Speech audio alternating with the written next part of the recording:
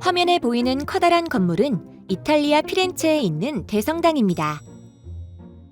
이 성당에서 돋보이는 거대한 돔은 르네상스 시기 1420년부터 1435년에 걸쳐 완공되었습니다. 당시 가장 큰 돔이었으며 현재까지도 가장 큰 석재돔인 이 돔은 누가 어떻게 만든 것일까요? 바로 필리포 브루넬레스키라는 르네상스 시대의 유명한 건축가입니다. 혹시 콜럼버스의 달걀 일화를 아시나요? 이 일화는 거대한 규모의 돔 제작을 맡을 건물 설계자를 찾기 위한 설계 경기에서 일어난 사건입니다. 설계 경기의 문제는 계란을 대리석 위에 세우는 것이었습니다. 이 문제를 브루넬레스키가 해결합니다. 바로 계란 한쪽을 대리석에 쳐서 세우는 방법으로요. 다른 건축가들이 그런 방식으로는 나도 할 수 있다고 항의하자 브루넬레스키는 자신의 설계를 보면 다른 건축가들도 돔을 지을 수 있다고 말합니다. 이렇게 창의적인 문제 해결력뿐만 아니라 수학적, 기술적으로도 뛰어났던 브루넬레스키는 전례가 없던 방법으로 돔의 설계를 해결했는데요. 이중벽 구조와 그 안에 수평으로 반복되는 원, 팔각 디자인을 이용해 외부 버팀벽 없는 거대한 돔을 만드는 데 성공한 것입니다. 이처럼 과학과 예술은 새로운 예술 작품의 창조와 과학 이론의 정교화 등 서로에게 긍정적 영향을 주었습니다. 특히 15에서 17세기 예술가와 과학자 모두 아름다움을 추구하였는데요. 르네상스와 과학혁명 시대에는 대칭성, 단순성, 통일성에서 아름다움을 느꼈습니다. 과학과 예술 사이의 융합적 사례에 대해 알아볼까요?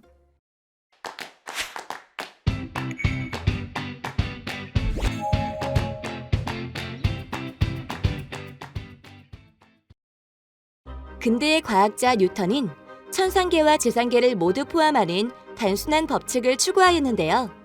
과학처럼 예술에서도 정확한 표현을 위한 법칙을 만들어냅니다. 대표적인 예로 원근법이 있습니다.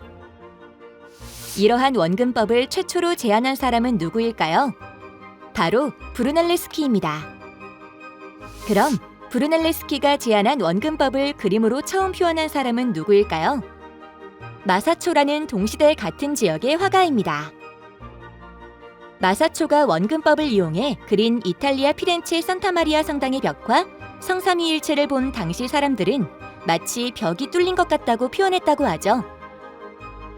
브루넬레스키의 원근법은 르네상스의 예술가들에 의해 마치 과학 지식처럼 점차 정교하게 발전해 나갑니다.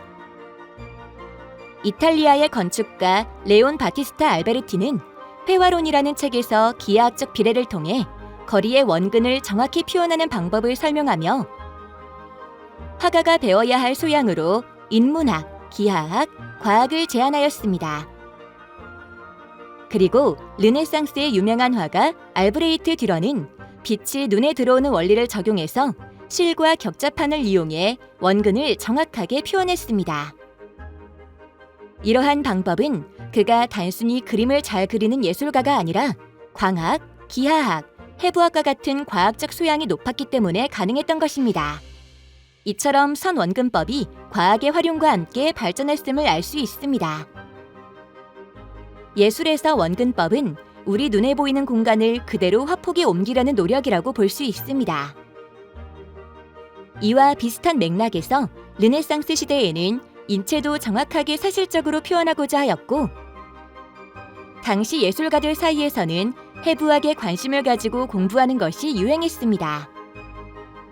모나리자 그림과 최후의 만찬 벽화로 유명한 레오나르도 다빈치는 르네상스 시대의 화가이자 조각가, 발명가, 건축가, 해부학자였습니다. 그가 시체를 구해 직접 해부했다는 사실을 알고 계신가요? 레오나르도는 시체 해부에 직접 참여하며 인체 내부에 무엇이 있는지, 어떻게 작동하는지를 이해하려고 노력하였으며 그 해부도가 현재까지도 남아 있습니다. 여기 또 해부학을 공부한 르네상스 시대의 유명한 예술가가 있습니다. 바로 미켈란젤로입니다.